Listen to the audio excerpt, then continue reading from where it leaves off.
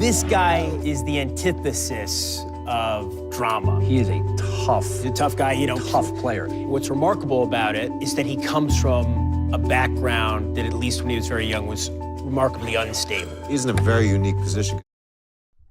Hey MBO, welcome back to the newest edition of the Team Report. This is episode number 15, season 23. We are covering the Kansas City Chiefs.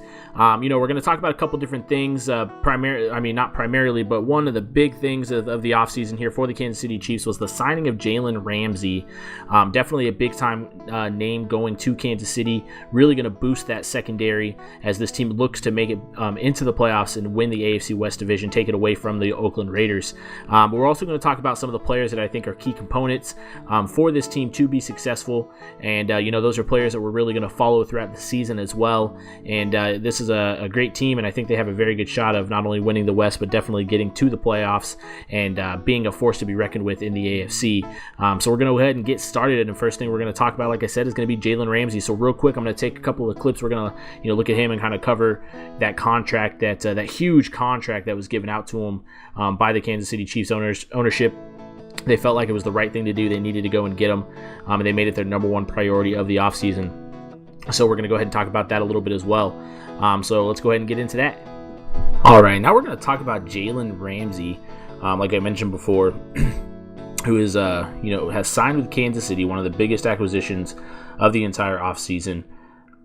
Kansas City made this their number one priority. They went out and they were willing to spend a lot of money to get this guy. He's very young, extremely talented, and they felt like since they did lose Eric Berry, they let him walk to free agency, that they needed to add, another elite player in that secondary, and they've done so. And especially with some of the offenses in the AFC West, they felt like they had to keep pace on the defensive side of the ball. And with this guy, I think that they'll be able to do that, and they definitely have a legitimate shot at winning the AFC West this year, and definitely being a problem in the playoffs as well. And they're fresh off of a Week 1 victory against the Tampa Bay Buccaneers. Final score there was 33-14. Ramsey did have an interception in that game. Also made a tackle for loss as well. So far, just one game in, he's been a good acquisition for this team to this point. As you can see, 25 years old, 6'1". $141 million deal. It's over a 5-year span, but that's a lot of money for this guy. So you definitely have to get the production out of him, or the value is not going to be there for this addition. Like I said, he's young, but if you got to hope that Peters on the other side of the ball is able to do his part, and teams are forced to kind of mix it up and throw to each side of the field. Otherwise, if teams feel like they can throw away from Ramsey, then they're going to do so as much as they possibly can. So, keep an eye on this guy. He's definitely one of the biggest pieces, I think, for this team this season in order to be able to win the AFC West and get deep into the playoffs. And so now we're going to cover some other guys on this team that I think are important roles for this team to be successful and win this AFC West, as well as get deep inside to the playoffs.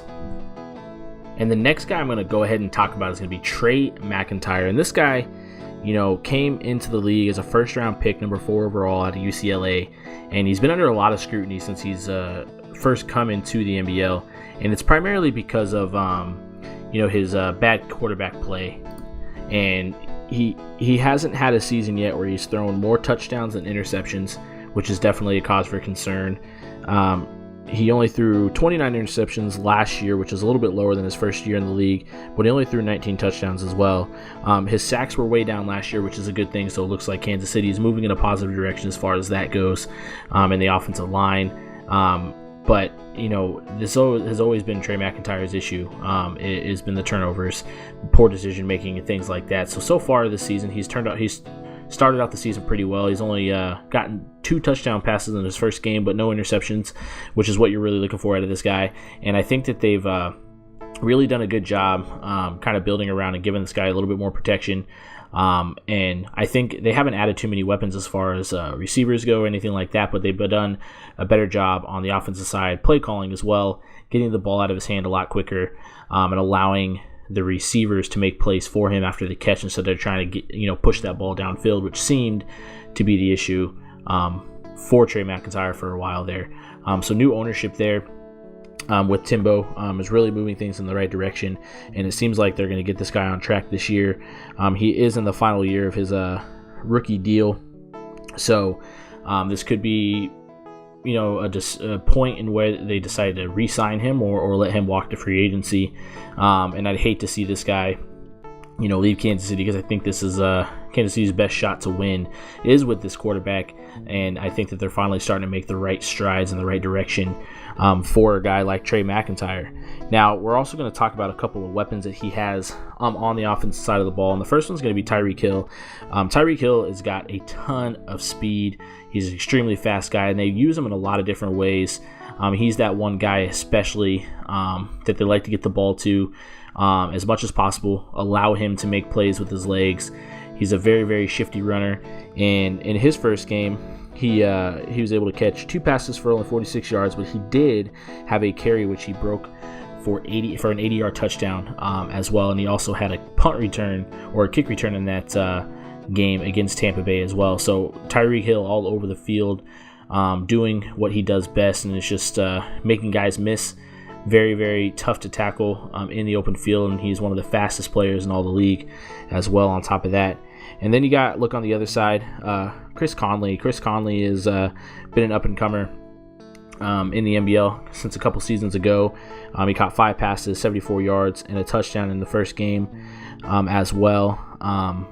So Chris Conley, I think, is another important part. He's also got some good speed, much bigger receiver than Tyreek Hill. Tyreek Hill's under 6 foot, but like I said, he's got tremendous speed. But Conley is the opposite. He's tall, strong, but he's a very, very weird receiver. Something you don't see too much of because he does have that separation speed as well that you'd like to have in all your receivers, and he runs some pretty good routes as well.